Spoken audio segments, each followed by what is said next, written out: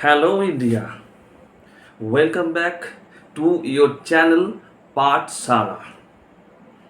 तो लास्ट जो हुआ था हम लोग पढ़ रहे थे न्यूटोनियन मैकेनिक्स।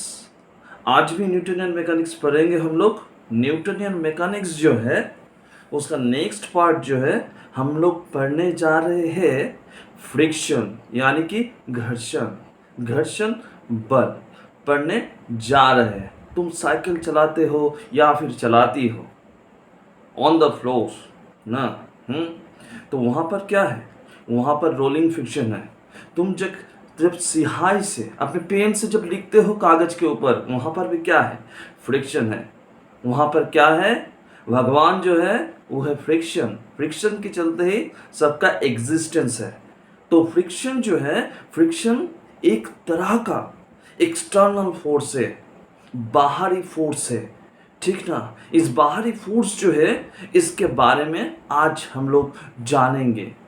तुम कहीं पर बैठे हो तो वहाँ पर भी क्या है, फ्रिक्शन है, ठीक ना। हाँ, हर एक जगह क्या है, फ्रिक्शन है।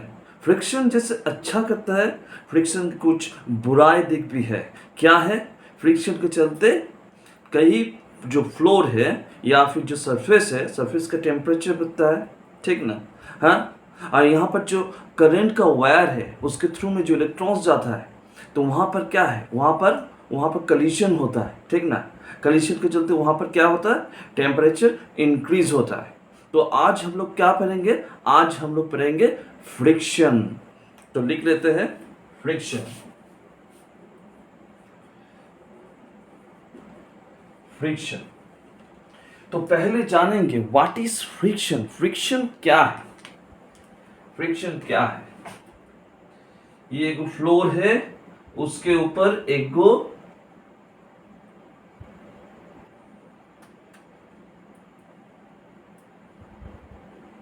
ब्लॉक है। ये क्या है, वुडन ब्लॉक, ठीक ना। तो हम लोग क्या कर रहे हैं, वुडन ब्लॉक के ऊपर एक गो फोर्स दे रहे हैं, that is P is the external force दे रहा है, ठीक है।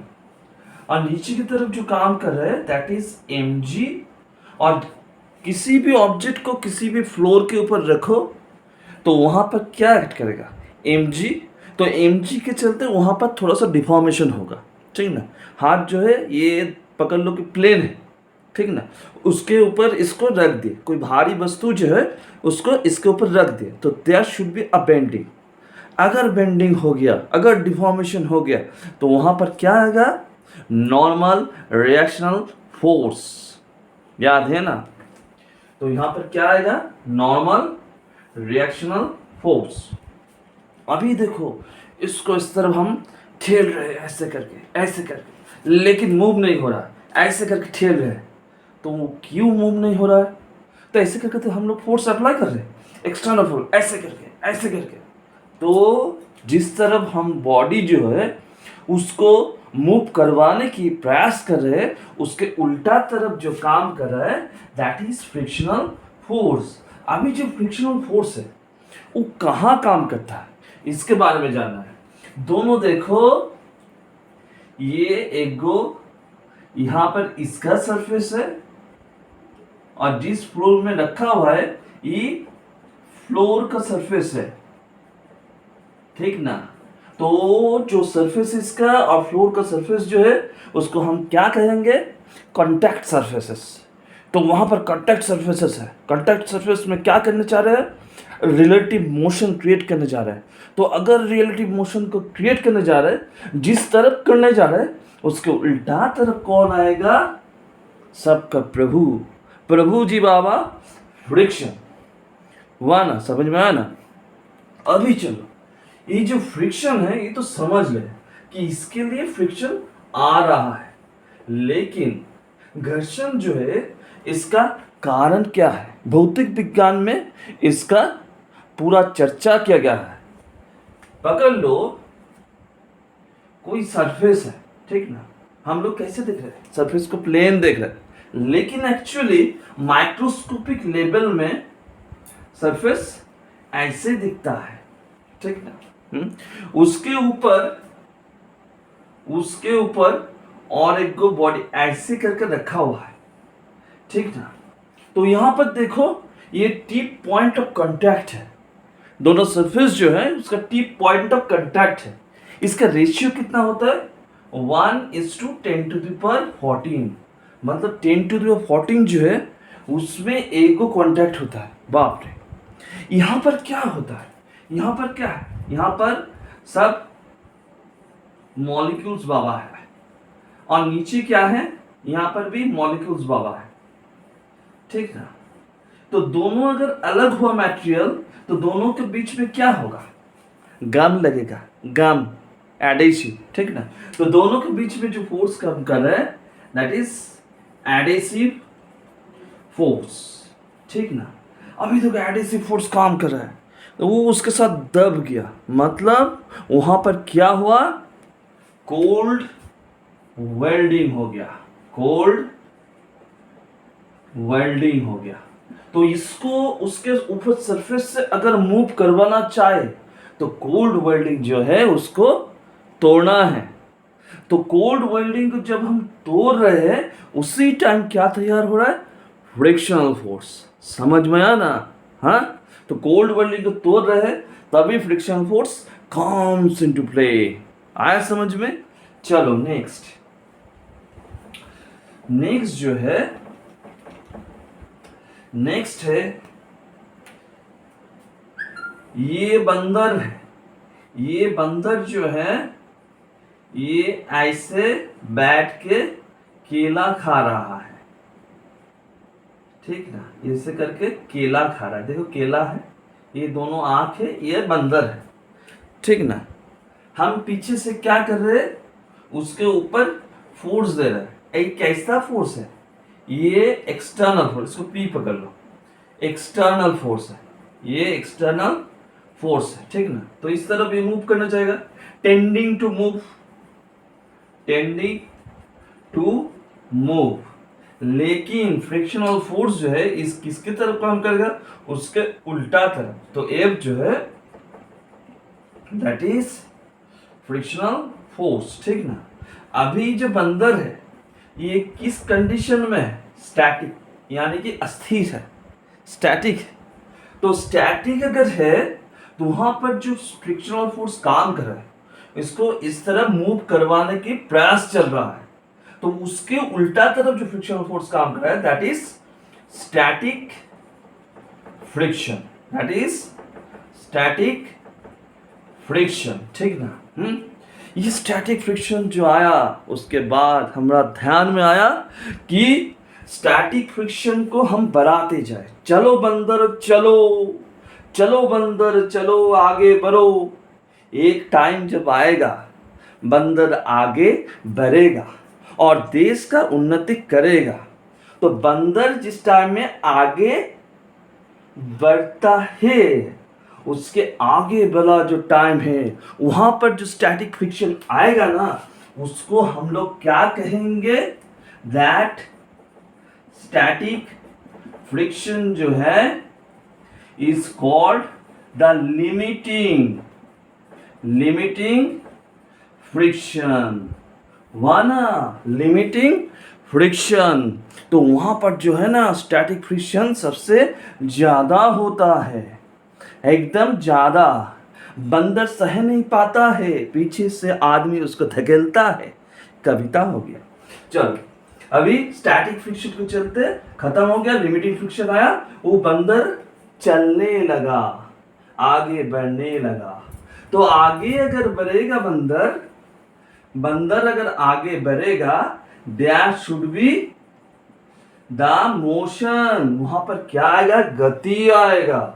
अगर गति आया तो वहां पर क्या आएगा, काइनेटिक फ्रिक्शन। अभी देखो ये जो काइनेटिक फ्रिक्शन है ना, ये काइनेटिक फ्रिक्शन जो है ना, ये जो रिलेटिव मोशन हो रहा ना वेलोसिटी, उसके ऊपर डिपेंड नहीं करता है। इसको याद रखना है ध्यान से। अभी चलो बंदर तो बैठा था, बंदर के ऊपर फोर्स दिए, ठीक ना, बंदर आगे बढ़ा। तो फ्रिक्शनल फोर्स जो है और हमने जो फोर्स दिया है उसके अगेंस्ट में हम लोग क्या करेंगे, एक ग्राफ ड्रॉ करेंगे। चलो ग्राफ को हम लोग ठीक ठीक ठीक ठीक करके ड्रॉ कर देते हैं। ये जो ग्राफ है ना, ये एक्स एक्सिस जो है उस तरफ क्या है, फोर्स अप्लाइड है, और इस तरफ जो है ना, इस तरफ डाउन है, फ्रिक्शनल फोर्स है। ये जो ग्राफ होगा ना, बंदर जब बैठा था उसके ऊपर फोर्स दिया, ये सीधा सीधी बढ़ते गया, ये स्ट्रेट लाइन हो गया।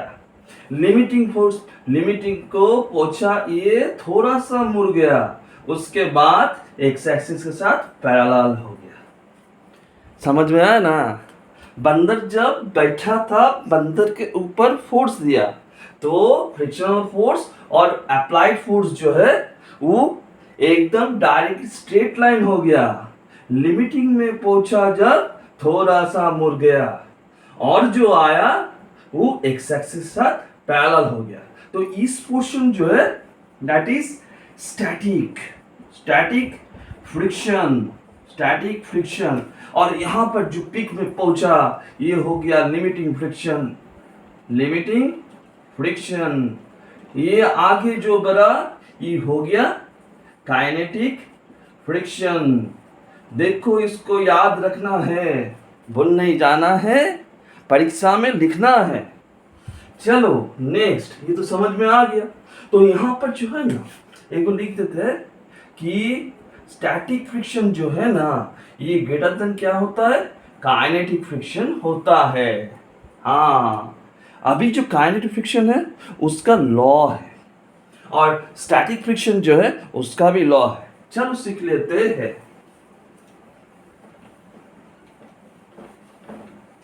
हाँ चलो लिखते हैं, loss of static friction, loss of static friction. बगल में ड्रॉ करते हैं इसको, नीचे की तरफ mg है, ऊपर उल्टा तरफ r है, इस तरफ थोड़ा सा अप्लाइड फोर्स है, उल्टा तरफ जो है ये फ्रिक्शनल फोर्स है। हो गया ना? अभी देखो लॉस ऑफ फ्रिक्शन जो है स्टैटिक फ्रिक्शन, इसमें क्या क्या है, चाचा है, मम्मी है, पापा है, सब है। क्या क्या है? एक नंबर जो है यहाँ पर फ्रिक्शनल फोर्स जो है is directly proportional to the reactional force. ठीक ना? दिखाई दे रहा ना? नीला वाला थोड़ा सा दिखाई नहीं दे रहा। ठीक।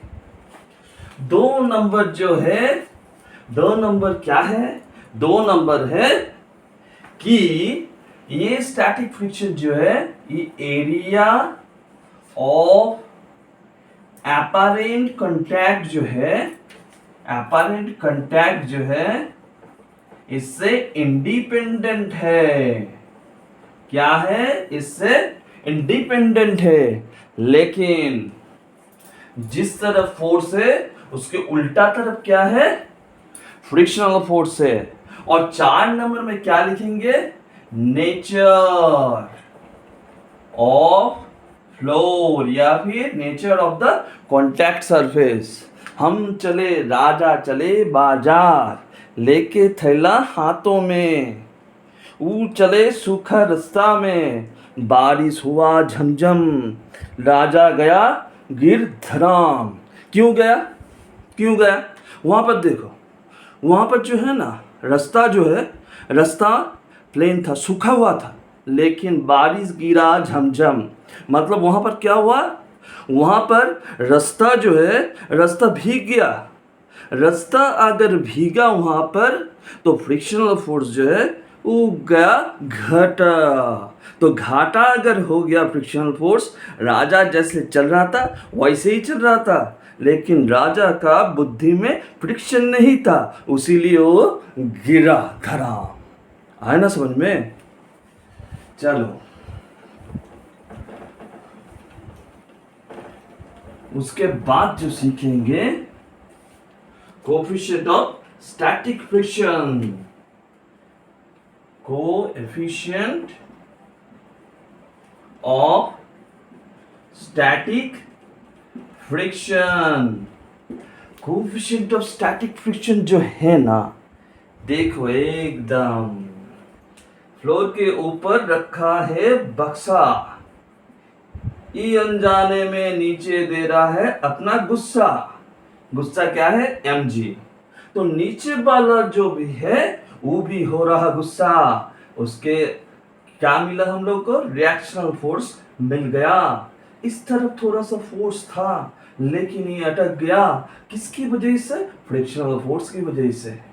तो फ्रिक्शनल फोर्स जो है, हम लोग जाने क्या, फ्रिक्शनल फोर्स जो है रिएक्शनल फोर्स से सीधा सीधी हो गया।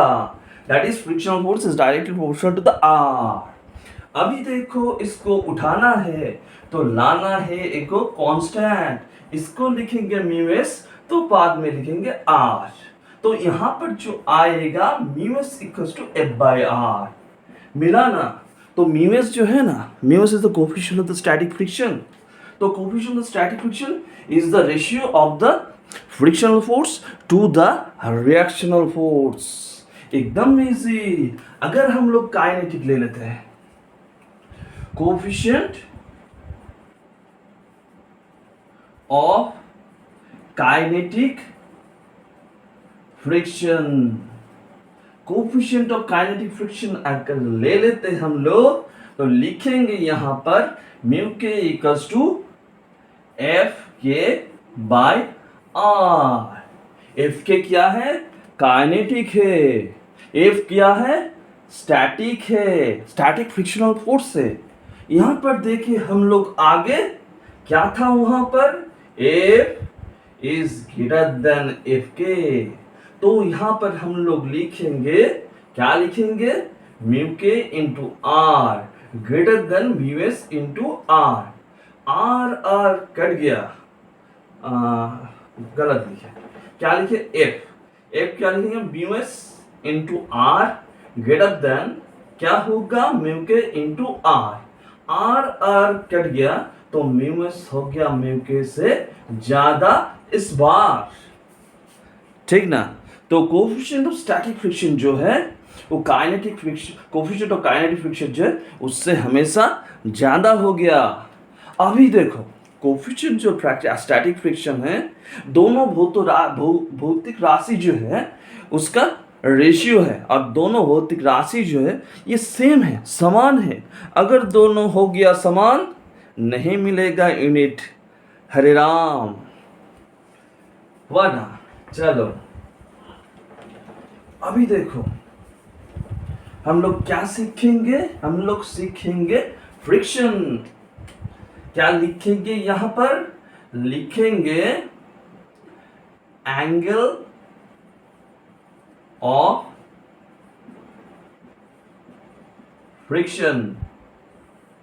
ये ऑब्जेक्ट यहां पर रह गया, नीचे की तरफ गुस्सा है mg आ गया, ऊपर तरफ क्या है? रिएक्शनल फोर्स, इस तरफ क्या है? Frictional force.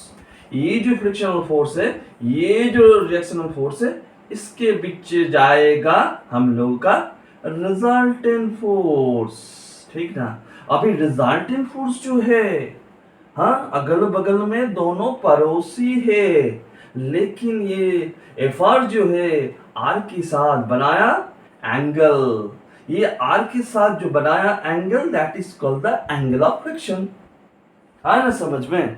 हाँ, एकदम कविता की तरह याद रखना है। हो गया? अभी देखो ये रिएक्शन, ये जो फोर्स है रिजल्टेंट फोर्स, ये एंगल है, तो इसको अगर तोड़ेंगे दोनों जगह मिलेगा एफ आर कॉस लैम्डा, इस तरफ क्या मिलेगा? F R sine lambda. तो यहां पर आर के स्थान पर, मतलब आर जो है, आर को क्या लिखेंगे? आर मिल जाएगा एफ आर कॉस लैम्डा, और यहां पर जो हो जाएगा F equals to F R sine lambda, होगा ना? अभी दोनों को करेंगे रेशियो। देखो लिखते हैं एफ के नीचे आर को, तो एफ के नीचे आर को अगर लिख दिए हमने तो मिल गया F R sine lambda by A पर कॉस लैम्डा, दोनों कट गए, यहाँ पर मिल गया हम लोगों को tan लैम्डा। तो यहाँ से जो मिला है हम लोगों को tan lambda equals to F by R. थोड़ा सा याद करो, अभी पढ़े हैं हम कि mu S equals to F by R होता है हरदम। तो यहाँ पर क्या आएगा, F by R is equals to क्या लिखेंगे, म्यू एस या फिर म्यू आर, म्यू लिख देते हैं। तो यहाँ पर म्यू इक्वल्स टू क्या मिला हम लोगों को, tan लैम्डा। आ गया एक गुड रिलेशन, ठीक। नेक्स्ट अभी चलो, नेक्स्ट जो है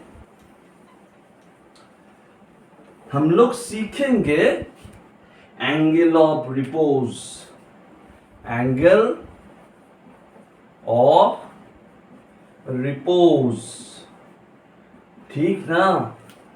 ये था एक गो प्लेन, उसके ऊपर बैठा था बंदर रानी, मतलब फीमेल, ये बंदर रानी, ठीक ना।